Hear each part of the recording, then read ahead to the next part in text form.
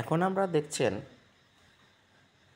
Chimney পরিষ্কার, অর্থাৎ এটা প্রথম যখন অনলাইন থেকে নেওয়া হয় 3টে সার্ভিসিংয়ের সঙ্গে ফ্রি ছিল। তা 2টো সার্ভিসিং হয়ে গেছে, আর একটা সার্ভিসিং বাকি আছে।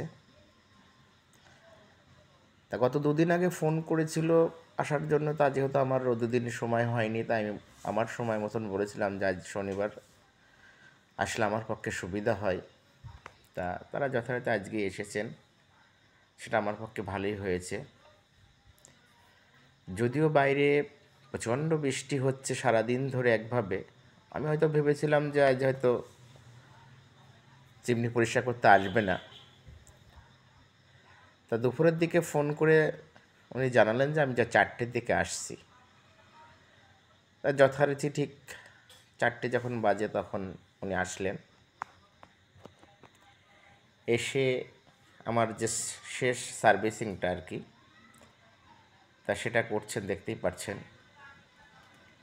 সার্ভিসিংটা খুবই সহজ, মাঝে আমিও 2-3বার করেছি, একদমই সহজ।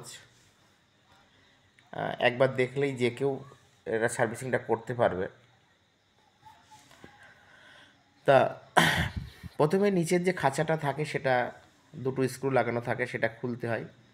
তারপর দেখতে পাচ্ছেন এই মোটরের সঙ্গে যে এই যে ছোট্ট একটা চ্যানেল থাকে সেটা খুলে নিয়ে, তারপরে বিশেষত এটা পরিষ্কার করতে গেলে কেরোসিনের প্রয়োজন হয়, কেননা চিমনিটা বেশিরভাগটাই তেল জাতীয়, মানে তেলটাই বেশি থাকে।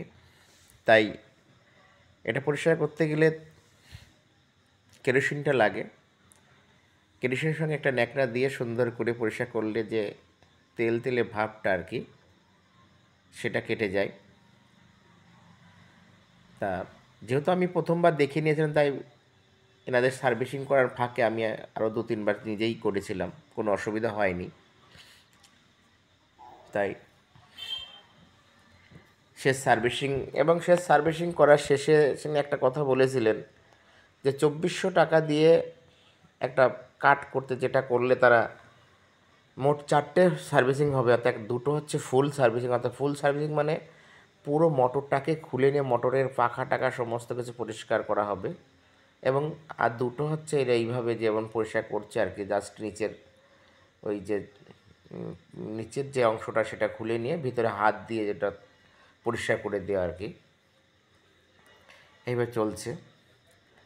তা আমি সেটা অফারটা আমি নিইনি, কারণ আমি শুনেছি আর কি লোকাল যে তারা আছে আর কি, তারা এর থেকে অনেক কম পয়সায় তারা ফুল সার্ভিসিংটা করে দেয়।